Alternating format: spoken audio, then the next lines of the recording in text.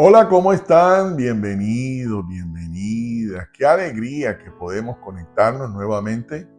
Ustedes no se imaginan lo trascendental que es dedicarle tiempo a nuestro Dios, reflexionar en las perlas de sus promesas, en los tesoros que encontramos en cada una de sus enseñanzas. Ustedes lo van a comprobar. Nuestro Dios lo que dice es verdad y lo que Él promete lo va a cumplir. Y ustedes irán comprobando día a día no solamente de su gran amor, sino de su fidelidad.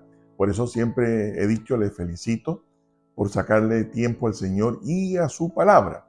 Bueno, en nuestras últimas transmisiones, especialmente durante esta semana, hemos estado reflexionando, pensando, recordando algunos de esos personajes bíblicos que aparecieron especialmente en el camino a la crucifixión, que no se dice mucho, si se nombran tal vez no los recordemos, porque aparentemente no fueron tan importantes, pero como nos hemos dado cuenta, representan mucho en el camino de la fe, nos enseñan mucho, como lo aprendimos de Barrabás, como lo aprendimos ayer con Simón, y hoy quiero hablarles de un centurión. El capítulo que he estado usando esta semana es en el Evangelio de Lucas, capítulo 23 y capítulo 24. Pero aquí en el capítulo 23 nos habla de un centurión. ¿Cómo se llamaba? No dice. Bueno, un centurión, recuerden, es un comandante del ejército romano que tiene a su cargo 100 soldados. Por eso se le llama centurión, porque tiene bajo su responsabilidad a 100 soldados. Y este comandante y su equipo, que aparece aquí en Lucas capítulo 23, tenía la responsabilidad de ejecutar o de realizar la crucifixión. Entonces, les voy a hablar de alguien que, es decir, inicialmente pareciera que no nos dice mucho, excepto que un soldado, un comandante del ejército agresivo, violento, tosco, truán, mal hablado, que era la característica de los comandantes del Imperio Romano en este momento. Pero este centurión tenía un detalle, y es que era el experto en la crucifixión. Estaba acostumbrado no solamente a que se hiciera la ejecución, la crucifixión. Tengo en mi mente la palabra fusilamiento, pero era más o menos lo mismo, aunque a mi juicio mucho más doloroso, obviamente, una crucifixión.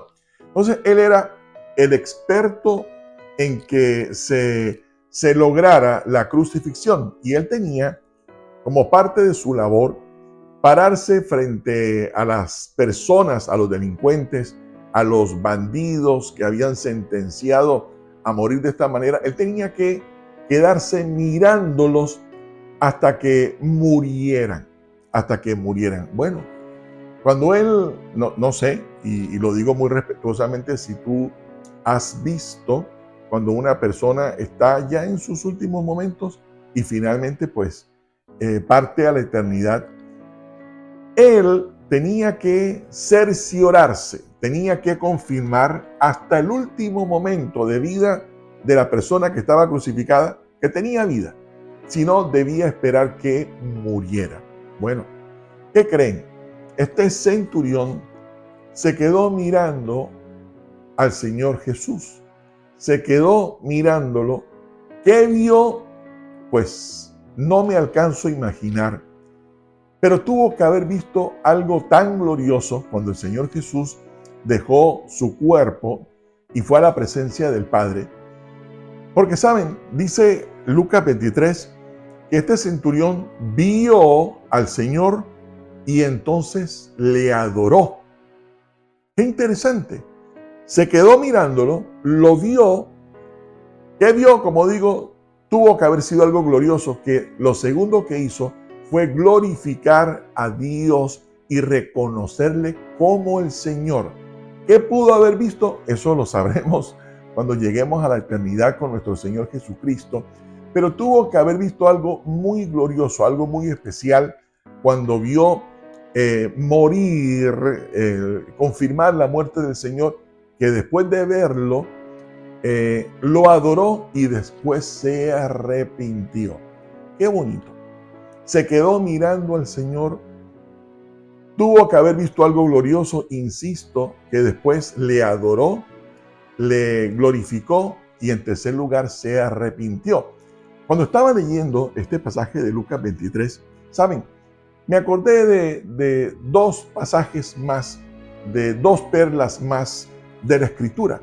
La primera de ellas está en Lucas capítulo 11, verso 1, que habla de aquel discípulo. Y en algún momento hicimos un devocional, una reflexión sobre este pasaje cuando el discípulo ve al Señor Jesús orando y le dice, cuando el Señor Jesús terminó, Señor, enséñanos a orar, enséñanos a orar. Qué bonito. ¿Qué pudo haber visto este discípulo mientras el Señor oraba? Tuvo que haber sido también algo muy glorioso, que se quedó viendo al Señor orando y cuando el Señor Jesús terminó de orar, se le acercó y le dijo, Señor, de la manera que yo oro, me doy cuenta que no es lo correcto, enséñame a orar para que en mí ocurra lo que está ocurriendo en ti cuando tú oras. Bueno, igual ocurre en este pasaje de Lucas 23. ¿Qué pudo?